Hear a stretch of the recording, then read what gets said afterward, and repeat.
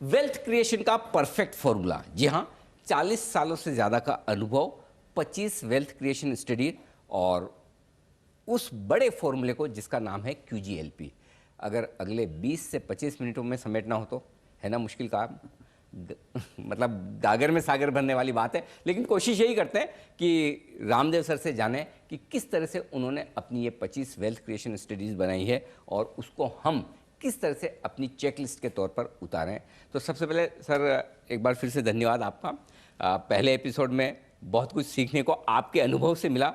अब इस बुक का अनुभव मैं लेना चाहता हूं कि जो आपने इसमें स्टडीज़ में लिखा है। तो सबसे पहले बिजनेस वाली चेकलिस्ट से शुरुआत करते हैं। और शुरुआत में ही मैंने ना एक उसमें जो टॉपिक पढ़ा उसमें आपने बड़ा इंटरेस्टिंग वो वाकया दिया है, उदाहरण दिया है, लिंडी इफेक्ट। लिंडी इफेक्ट वो क्या चीज़ है, वो कहाँ से दिमाग में है, उसको हम इन्वेस्टिंग में कैसे जोड़ें? 2-3 साल पुराने मतलब ये है वाकया जिसमें कुछ एक्चुअल में नसीम तलीब ने यूज़ किया है अपने पुस्तक में जी। तो उन्होंने बोला कि जो कंपनी एक्चुअल में क्या है, ये कैफ़े है, लिंडी कैफ़े है, चीज़ कैफ़े ऐसा कुछ तो भी है वहाँ पर ब्रॉडवे में। तो वहाँ पर क्या है, वहाँ पर सब ये डायरेक्टर्स, एक्टर्स, स्ट्रगलिंग एक्टर्स वो सब बात करते रहते हैं। तो उनका सबसे बड़ा था कि भाई कौन सा शो चलेगा, कौन सा शो बहुत लंबा चलेगा, क्योंकि पैसे बनते हैं लंबे शो। भाई आपने 10-20 मिलियन डॉलर खर्च कर शो लगाया और एक हफ्ते में उतर गया तो घाटा ही घाटा है। करेक्ट। जब वो शो 100 दिन, 200 दिन, 400 दिन चलता है तब जाके पैसे बनते हैं, ऑपरेटिंग लेवल जाता है उसमें, कॉस्ट रिकवर रहता है, फिर उसका पैसे। तो ये बहुत, तो वो बोलते हैं कि भाई जो जितना पुराना शो है वो उतना ही लंबा चलेगा। अच्छा, तो नया 9 दिन, पुराना 100 दिन। हाँ तो यदि 100 दिन यदि हो गया कोई शो, 100 शो से सक्सेसफुली हो गया, अभी भी फुल चल रहा है, इसका चांस है कि ये 200 दिन चलेगा। ओके। हाँ, और 200 दिन चला हुआ है वो उसका चांस है कि 400 दिन चलेगा। So it is anti ageing effect. Okay. You know, मतलब ऐसा लगता है कि यार 100 दिन हो गए, अभी कौन बचा देखने के लिए। और इसी फॉर्मूले को आपने इन्वेस्टिंग में लागू किया। इन्वेस्टिंग में तो उसका उसने ड्रॉ किया है कि longevity of the companies are also like that. जो कंपनी का जिसका कंसेप्ट जो है, जैसे आपने कोई चीज़ लेके आए और वो कंसेप्ट 20, 25, 30 साल तक चलते जा रहा है। जैसे कोई पिज्ज़ा कंपनी है तो concept of pizza is very long. फिर ये कंपनी कितने साल से सक्सेसफुल है, जुबिलेंट मान लो 25 साल से, 50 साल से देखो तो आप खाली पिज्ज़ा बना रही, and they are world's number 1, America's number 1। तो इसका ये ऐसा समझना है कि एक तो concept of pizza will be there for next 50 years, correct, 100 years, और उसमें ये कंपनी भी खूब पैसे पीटने वाली, काफ़ी लंबे तक जिंदा रहेगी। तो क्या है, नई कंपनी भी आती है। अब जैसे ये अभी सब नई कंपनी आ रही है, ऑनलाइन कंपनी आ रही है, 10 साल पहले थे भी नहीं, वो उनका इनकॉर्पोरेशन भी नहीं होता, तो उनका कोई ऐसा ट्रैक रिकॉर्ड नहीं है। तो उनको बहुत सोच समझ के चलने का कि भाई ठीक है आज तो कमा रहे हैं लेकिन ये रहेंगे भी नहीं रहेंगे 10 साल के बाद, ये समझना पड़ेगा। तो वो लिंडी इफेक्ट जो है ना बिजनेस में बहुत, सबसे पहले मैं देखता हूँ भाई कितना पुराना है, फर्स्ट जनरेशन है क्या, कितने साल से पैसे कमा रहा है। क्योंकि देखिए मेरे को मालूम है, मैं बिजनेस बनाया हूँ, पहला 5-7 साल 10 साल तो साफ हो जाता है, मालूम नहीं पड़ता कहाँ गया, आया उसमें 99% बिजनेस बंद ही हो जाती है। मतलब चलते भी रहेगा तो बंद ही समझो आप। 1% बचता है, वो 1% जो पब्लिक जो आपको लिस्टिंग में देता है वो सब 1% है। अब वो लिस्टिंग में भी 1% ही बचता है। करेक्ट। मतलब रिलायंस और टिस्को टेल्को तो मतलब 1 आउट ऑफ 100 है लिस्टेड में से, वो 100 is also out of the 10,000। Correct. तो वो अपने को ये समझने का कि भाई ये कंपनी दम है कि नहीं, ये लंबे रेस का घोड़ा है कि नहीं, और लंबे रेस का अगले 20 साल I am buying for next 25 year. तो मुझे ये समझने का ये पीछे 20 साल में क्या किया।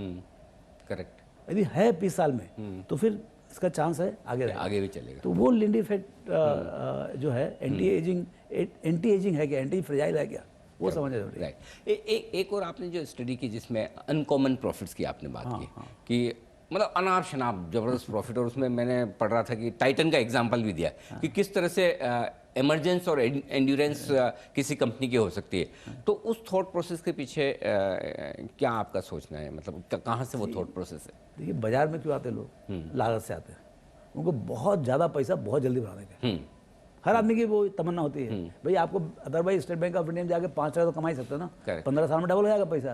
अरे 15 साल में तो इन्फ्लेशन ही डबल हो जाएगा, तो आपने क्या कमाया, कुछ नहीं कमाया। करेक्ट। तो हमको 10, 15, 20, 25, 30% के हिसाब से पैसा कमाना है, और लोगों तो आप किसी पूछो तो बोले हमको हर साल डबल करने का।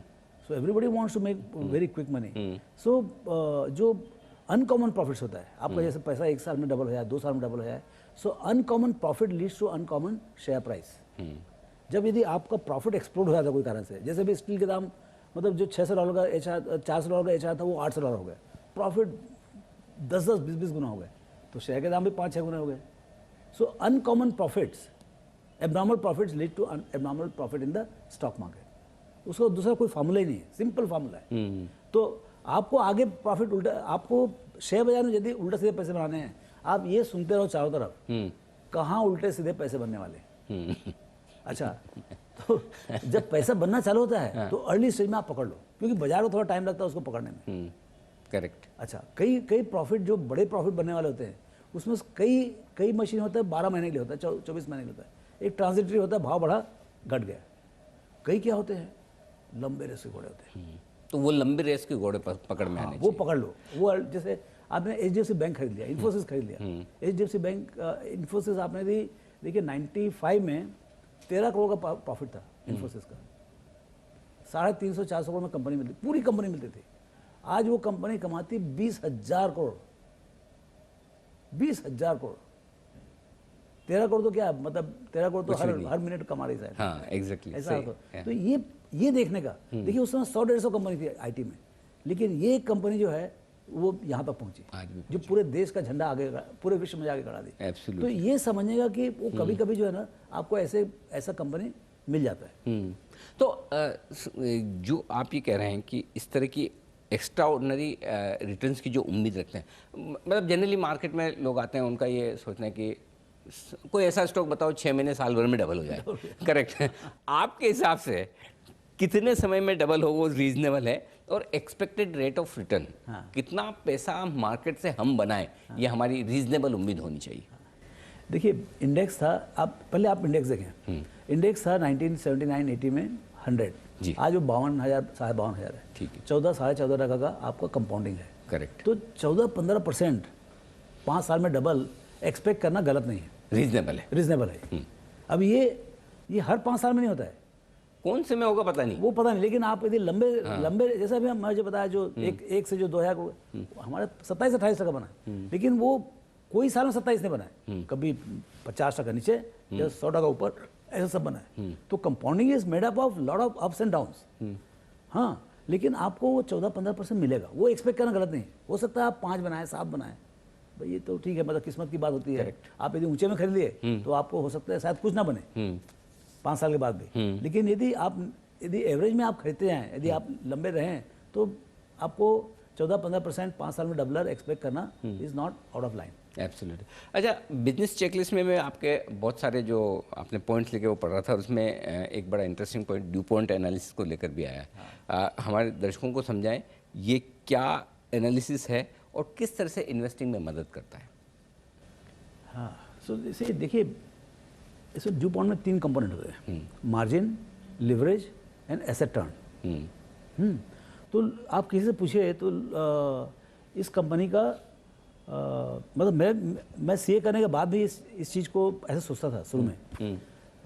इस CA में बहुत अच्छा समझाते हैं, FM जो फाइनेंशियल मैनेजमेंट होता है उसमें कुछ साहब ने बहुत अच्छा समझाया जी। तो इसमें क्या होता है, मार्जिन होता है और एसेट टर्न होता है एंड लीवरेज होता है, ये 3 चीज़ होती है। तो उससे आपका ROE ट्री बनता है, रिटर्न ऑन इक्विटी। तो आपका अल्टीमेटली क्या है, देखिए बिजनेस क्या होता है, कैपिटल इनपुट आउटपुट मशीन होता है।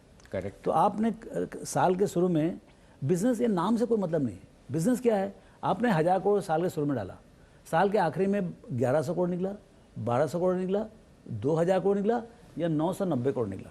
करेक्ट। घटिया कंपनी होगी तो कम कर देंगी, कम कर देगी। अच्छी कंपनी होगी तो कम से कम, जैसे आप SBI में दोगे तो 1050 आएगा, 5% आएगा। आप एवरेज कंपनी में जाएंगे तो आपको समझिए 10-12% मिलेगा। थोड़ी और अच्छी कंपनी में जाएंगे तो 20% मिलेगा। बहुत अच्छी नेस्ले जैसे में जाएंगे तो आपको 80% मिलेगा। और कोई अच्छी कंपनी होगी तो इनफाइनाइट होता है, मतलब डबल ही आता है पूरा। तो ये देखने का कि भाई, लेकिन वो जो डबल होता है, 100% जो रिटर्न आता है, वो 100% रिटर्न ऐसा नहीं कि मतलब 100 रुपये का सेल किया तो 100 रुपये प्रॉफिट आएगा, हो ही नहीं सकता कभी।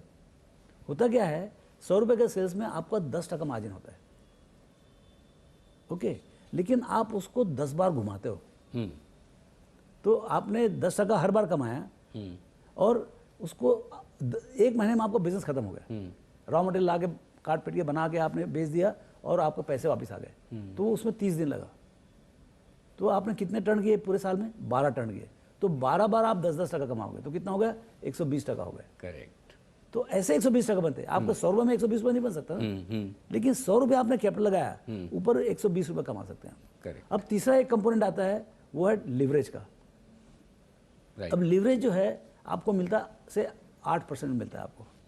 आपका रिटर्न है मान लो 20 टका। अब तो इक्विटी, आपका जो इक्विटी रिटर्न जो होगा वो बहुत ज़्यादा होगा, वो 200-300 टका भी हो सकता है। यदि 100 टका आपका रिटर्न ऑन इन्वेस्टमेंट है और रिटर्न ऑन कैपिटल एम्प्लॉयड है, अगर कैपिटल एम्प्लॉयड में लिवरेज है तो आपका equity return will be significantly higher depending on आपका लिवरेज कितना है। तो ये तीनों कंपोनेंट को आपको देखना पड़ता है। प्रॉफिट से आप क्या बोलते हैं, बिना लिवरेज के कितना प्रॉफिट है, बिना लिवरेज के प्रॉफिट। बिना लिवरेज का 25 टका इज फार मोर। लिवरेज के साथ में वो 40 भी हो सकता है, लेकिन वो 40 से अच्छा 25 है यदि अनलिवर्ड है। करेक्ट। तो ये तीनों कंपोनेंट को, margin, asset turn and leverage, ये तीनों को आपको देखना पड़ेगा। एक आपने वो 5 फोर्सेस की बात की कि किस तरह से आप किसी बिजनेस को देख रहे हैं, तो इन 5 फोर्सेस को अप्लाई करना चाहिए, वो बताएं सर। देखिए बिजनेस में क्या पैसा कमाना, देखिए इंडिया एक इतना मतलब खतरनाकली कॉम्पिटिटिव जगह है कि यहाँ पर मतलब आप पैसा कमाएंगे, दूसरा आपके पीछे लगने वाला है। हाँ, कंपटीशन जबरदस्त। हाँ, वो वर्ली सीफेस में एक बंदा जूस में पैसा कमाने लगा तो 3 जूस वाले आगे बढ़ गए। मतलब ना तो उसका चल रहा, ना बाकी दोनों का भी चल रहा, तीनों डूब गए, समझे ना। बिजनेस तो लिमिटेड था। तो ये क्या बहुत हाइपर कॉम्पिटिटिव मार्केट है। So how do you make money. तो उसके लिए माइकल पोर्टर साहब ने इन 70s ही रोट अ मतलब one of the most classic paper in the world in recent time is 5 forces, how to look at the competition. तो उन्होंने 5 forces का model दिया। हर MBA स्कूल में पढ़ाते हैं, मेरे ख्याल से CA में आजकल आ गया है। हमको तो नहीं पढ़ाया हुआ था, लेकिन ये इसका पुस्तक कॉम्पिटिटिव स्ट्रैटेजी करके है, माइकल पोर्टर साहब को, ये जरूर पढ़े। तो इससे ये मालूम पड़ता है how to analyse the competition, कि कंपटीशन के 5 तरीके से आता है। एक तो आपका कॉम्पिटिटिव फोर्सेस क्या आता है, एक तो आप लोग जैसे 3 लोग हो कमरे के अंदर या 4 लोग हो, जैसे पेंट की 4 कमरे, तो आप कॉम्पीट कैसे कर रहे हो, आप कुत्तम कुत्ती कर रहे हो, एक दूसरे के गले के पे लगे हुए, मारने पीटने पे लगे हुए। तो यदि कला है घर के अंदर, यदि कला है एक दूसरे को मतलब जान पे लगे हुए, उस इंडस्ट्री में कभी उसका उद्धार नहीं हो सकता। जैसे टेलीकॉम समझे ना। कला है, दुनिया का सबसे बड़ी टेलीकॉम मार्केट है और तीनों बैंकरप्ट है, मतलब यहाँ पैसे नहीं बनते। करेक्ट। क्यों? क्योंकि वो तीनों एक दूसरे को मारने पीटने में लगे, नंबर 1 बनेगा। चलो कौन नंबर 1, अरे भाई 3 में से एक ही आदमी नंबर 1 हो सकता है। तो उस चक्कर में पैसे नहीं बनते।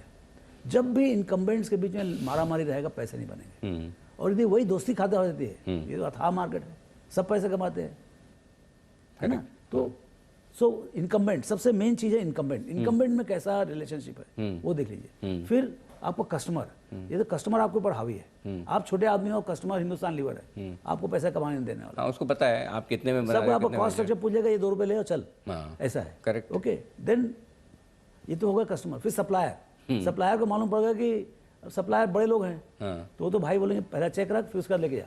सही बात। तू बेचेगा 90 दिन क्रेडिट में, लेकिन मैं तेरे को स्पॉट में एडवांस चाहिए, तो वो सप्लायर हो गया। भाई मैं एक आदमी हूं जो सप्लाई कर सकता है। तो ये आपको देना पड़ता है। ये 3 फोर्सेस हो गए, इनकम्बेंट, कस्टमर, सप्लायर। अब 2 और खतरनाक लोग हैं जो एक्चुअली डिटरमिन करते हैं कि इंडस्ट्री की क्या हालत होगा। That is the substitute.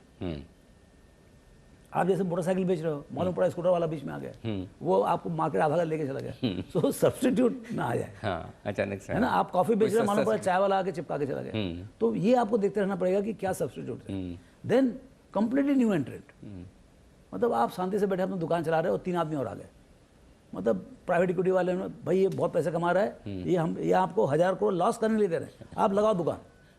तो भाई मेरा तो कसम दुकान तकलीफ हो जाएगा। सही है, तुम्हारा बने नहीं बने, लेकिन मैं तो ये देखने का कि how high is the entry barrier.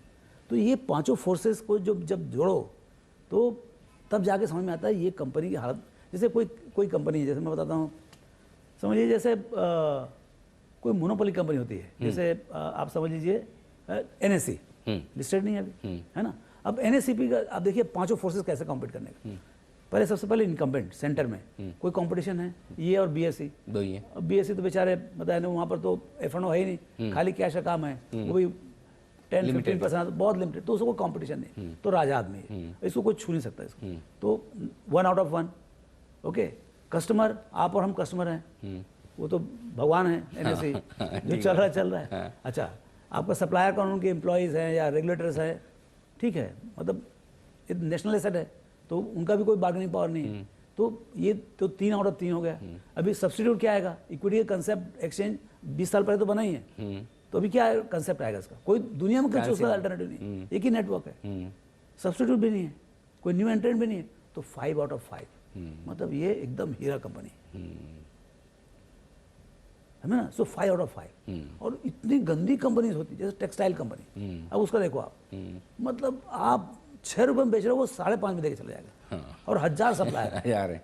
मैंने देखा वो पूरी लिस्ट जिसमें टॉप 5 में से 5 में आपने पेंट्स कंपनियों को रखा है। हाँ, उसमें तो हम सब इंडस्ट्री के हमने एनालिसिस कर रखा है। हाँ बिल्कुल, समझे ना। और उसमें समझ बहुत चाहिए। सिगरेट, हाँ सिगरेट, अब क्या है, मोनोपोली, वो कस्टमर बेचारा गुलाम है सिगरेट के। हाँ, सप्लायर कौन है? आपका टोबैको वाले, वो बेचारे फार्मर्स है, उनको तो कहीं से भी ले आओ। अच्छा, सब्सिट्यूट कुछ आना नहीं, सिगरेट का भी क्या सब्सिट्यूट करो? करेक्ट। और नया लॉ ऐसा है, कोई आ ही नहीं सकता है। 80% मार्केट शेयर ITC का। तो ये जो है ना, सो ये आपको समझ में आता है कि कंपनी में स्ट्रेंथ कितनी है। करेक्ट। ग्रोथ को लेकर ये आपने एक स्टडी लिखी थी 2007 में, NTD story, next trillion dollar. इसके बारे में बताएं कि ये कैसे स्टॉक पिकिंग में मदद करती है। सी देखिए, तो इसमें क्या है, देखिए आपको ये समझना पड़ेगा, आपको एक पिक्चर बनाना पड़ेगा कि भाई ये बिजनेस जो कर रहा है इसका कैसा प्रोफाइल आगे। मतलब इंडिया में तो क्या हर चीज़ का कंजम्पशन एकदम कम है। आप जूते का ले लो, चाहे लिकर का ले लो, चाहे कोई भी चीज़ का, मतलब पर कैपिटा कंजम्पशन वर्ल्ड से बहुत कम है। तो कंजम्पशन तो बढ़ने वाला है ना, कोई चीज़, लेकिन कोई चीज़ का कंजम्पशन बहुत कम रहता है। और जैसे देखिए क्या है, नेक्स्ट ट्रिलियन डॉलर अपॉर्चुनिटी का थॉट प्रोसेस क्या है कि 60 साल 1947 टू 2007 60 साल लगा Indian GDP to reach 1 trillion dollar.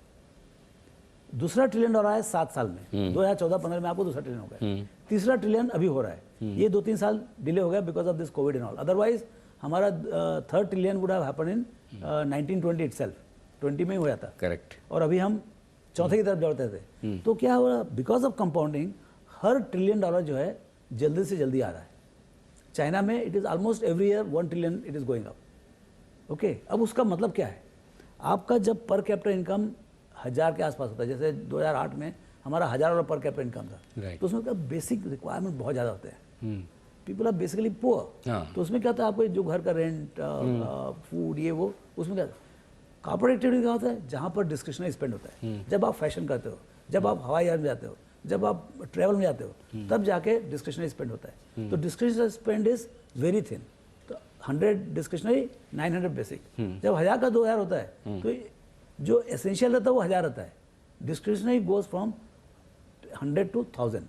So what is a linear GDP? Doubling of GDP is 10x for discretionary. और वो जो ग्रोथ जो दिखता है, करेक्ट, वहाँ पर वो इंटरप्रेन्योर को नहीं मालूम है कि उसका ग्रोथ ऐसा आने वाला है। अच्छा, ग्रोथ को लेकर एक बड़ी इंटरेस्टिंग स्टोरी आपने लिखी थी जो इसमें भी जिक्र है, जिसका वो 19th स्टडी है आपकी, 100x। मैं टाइटल जब देखा था तभी मैं दंग रहा, अरे कोई स्टॉक 100 गुना भी हो सकता है, क्योंकि हमारा उतना विजन नहीं है शायद। ना हम सोचते हैं कि कोई स्टॉक हम 100 गुना होने के लिए खरीदें। तो ये स्टडी क्या कहती है आपकी? देखिए क्या है कि जो एंटिसिपेटिंग, ये तो पहली बात power of compounding. 100 Guna growth मतलब ऐसा बहुत लगता है, लेकिन 100 गुना ग्रोथ मतलब कितना हुआ? 20 साल के, देखिए आप 10 साल बोलेंगे तो 100 गुना 50-60% चाहिए, लेकिन यदि 100 गुना आपको 20 साल में करना है तो 25% चाहिए बस। 25% हर साल में 10 गुना काफी है। 10 साल में 10 गुना, 20 साल में 100 गुना, और 30 साल में 1000 गुना भी हो जाएगा। करेक्ट। तो ये समझना पड़ेगा कि भाई आपको 100 गुना कितने साल में करने का। करेक्ट। ये 100x वाला जो आपने स्टडी लिखा, प्लस इसके साथ ही एक और बैक टू बैक जो स्टडी थी, मिड टू मेगा, ये दोनों इंटरकनेक्टेड। हाँ, तो ये क्या सब थॉट प्रोसेस है। ये 100x जो है ना, ये थॉमस फेल्प्स का एक बुक है। तो उसने स्टडी किया कि 1930 से 1971 40 इयर्स के बीच में अमेरिका में कितनी कंपनी 100 गुना हुए सक्सेसफुली। तो उसके लिए क्या क्या चाहिए आपको, मतलब क्या क्या इंग्रेडिएंट चाहिए। तो इसमें मेन चीज मेरे ध्यान में जो अभी तक है वो ये कि जब आपको when you are shooting for 100x, company जो 10-15 साल 20 साल में 100x हो रही, तो आप छोटे मोटे कुत्ते बिल्लियों की शिकार ना करें आप। मतलब your guns are loaded and you are shooting for elephants. जब एलिफेंट आएगा तो ही शूट करने का। अच्छा, मतलब छोटा सा हिरण आया, ये सब में पढ़ने का नहीं, लगा नहीं लगा, गोली वेस्ट हो गई। 10-20-25 तक जाने का नहीं। भाई मैं लंबे रेस को बढ़ाऊंगा, तो keep looking for that, you should have discipline कि जो 100-200x ना हो अगले 10-15 साल में, वो कंपनी अपने पोर्टफोलियो में लाने का ही नहीं। करेक्ट। अच्छा, मैनेजमेंट को लेकर क्या चेकलिस्ट ध्यान में रखनी चाहिए? क्या ग्रोथ को लेकर, रिस्क को लेकर उनका क्या माइंडसेट है, कैसे देखें? सी ये सब के अलग अलग बकेट्स हैं। आपका बिजनेस अच्छा हो, एक तो बिजनेस चेकलिस्ट है, दूसरा है ग्रोथ का चेकलिस्ट है, करेक्ट। फिर उसके बाद मैनेजमेंट का चेकलिस्ट है। Right. मैनेजमेंट का चेकलिस्ट जो है ना, वही सबसे मोस्ट पावरफुल है। Okay. इसमें बफेट साहब ने जो फ्रेमवर्क दिया है, थ्री थिंग्स, आपका competence, passion and integrity. End of the three, integrity is most important. अच्छा। क्योंकि यदि आप बहुत कॉम्पिटेंट हो और बहुत पैशनेट हो लेकिन बेईमान हो, तो वो तो बहुत डेडली हो जाएगा। अच्छा, मतलब चोर मैनेजमेंट का तो कोई जगह ही नहीं, जगह ही नहीं है। एटलीस्ट इन लिस्टेड कंपनीज, क्योंकि वो चोरी करके अपने घर को भर सकता है, आपके घर में कुछ नहीं आएगा। वो बहुत कॉम्पिटेंट है, लेकिन चोर और है। ज्यादा करेगा। तो नहीं, तो अपने घर ले जाएगा ना सब, वो आपको आपके घर में क्या आएगा। करेक्ट। यदि ईमानदार रहा तो सब ऐसे जमा करके रखा रहेगा एक जगह, तो आपको भी 10 टका मिलेगा, उसको भी 90 टका मिलेगा। So it is very important that he is a man of highest competence, highest passion and integrity. सब कुछ ये ठीक है, तो प्राइस चेकलिस्ट में अगर थोड़ा महंगा भी खरीद ले तो कोई दिक्कत नहीं? वो या वहां बहुत तक पहुंचे, सस्ता? ये QGLP बराबर वो सीक्वेंस है। अच्छा। Quality of business, quality of management, growth, longevity, ये जब चारों हो गए, अब प्राइस पे आएंगे। हाँ, हाँ। क्योंकि आपको वैल्यू की समझ ही नहीं ना पहले तो। जब आपको यदि वैल्यू नहीं मालूम कोई चीज का, तो प्राइस कैसे लगाओगे आप? जैसे डायमंड है मेरे पास, जैसे चमक रहा है यहाँ से, लेकिन आर्टिफिशियल डायमंड है और रियल डायमंड है, दो फर्क है ना। करेक्ट। तो वो डायमंड कितना बड़ा है, कितना क्वालिटी का है, वो आपको QGL प्रोसेस से मालूम पड़ेगा। Right. जब वो मालूम पड़ेगा, तो यदि मैं पारखी हूँ डायमंड का, तो मैं बोलूँ $1 मिलियन होना चाहिए इसकी कीमत, तो फिर भाव देखो आप, मालूम पड़ा भाव तो ये तो $50,000 में मिल रहा है, $10,000 में मिल रहा है, या $10 मिलियन में मिल रहा है। $10 मिलियन भाई तू अपने पास रख। करेक्ट। तो ये जो वैल्यू और प्राइस का जो गैप है, वो समझना बहुत जरूरी है। और जो रिस्क को लेकर चेकलिस्ट है, वहाँ क्या ध्यान रखना चाहिए? रिस्क में देखिए, आपका मेन रिस्क आता है 2 सोर्सेस से, business and management. Okay. Okay, यदि बिजनेस में आप ये देखेंगे भाई, ये आपको अभी लग रहा है कि अच्छा है और एक्चुअली खराब निकलता है, तो भी आप गड्ढे में जाओगे, है ना। So what is the track record of this thing? वही 5 फोर्सेस, ये सब कॉमन साइज, और एक और हम करते हैं CVPM, cost volume price mix, वो भी देखते हैं हम। तो ऐसे कई हथकंडे हैं, मतलब वो सब, मतलब वो एक क्रिएटिव प्रोसेस है। ये समझेगा कि तो भाई इसी क्रिएटिव प्रोसेस में सोचता हूँ, अब इतनी सारी आपने बना ली, 25 हो गई है, अब व्हाट नेक्स्ट? अब कुछ अरे बहुत बाकी है, तो कुछ अभी नहीं, अभी तक चालू भी नहीं हुआ, समझिए ट्रेलर नहीं हुआ अभी। क्या बात। इतनी जगह है, और इतना कुछ नया नया आ रहा है, इतना कुछ नया नया आ रहा है। अब जैसे कल किसी ने बोला, हावर्ड मार्क्स साहब ने बोला कि अब ऐसा लगता है कि जितने नोन फैक्ट्स हैं उसके बेसिस पे पैसा कमाना बहुत डिफिकल्ट है। अच्छा। You have to look into the future.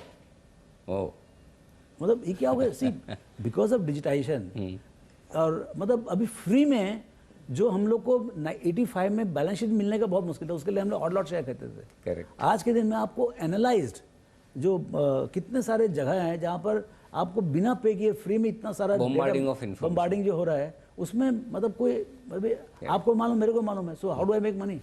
अच्छा सर, एक चीज़, वैसे तो आप मुझे हमेशा ऑब्लाइज करते हैं, इंटरव्यू देते हैं, हमारे दर्शकों से हिंदी में बात भी करते हैं, उन्हें समझ में भी आता है, लेकिन ये तो पुस्तक तो पूरी की पूरी इंग्लिश में है, तो हिंदी वाले, नहीं, वो हिंदी आएगा। वालों के लिए क्या है? उन्हें वर्जन करेंगे ना उसका, हिंदी वर्जन करेंगे, गुजराती वर्जन करेंगे, सब वर्जन अच्छा। करेंगे। हाँ करेंगे ना, ऐसा डिमांड है जैसा आपने बोला, तो करेंगे, इसमें क्या है, कोई टाइम थोड़ी लगता है। तो अभी कहीं ये अवेलेबल है या? नहीं, अभी नहीं हुआ, अभी थोड़ा वक्त लगेगा, लेकिन it's not a very big thing, मतलब Okay. बहुत जल्दी हो जाएगा।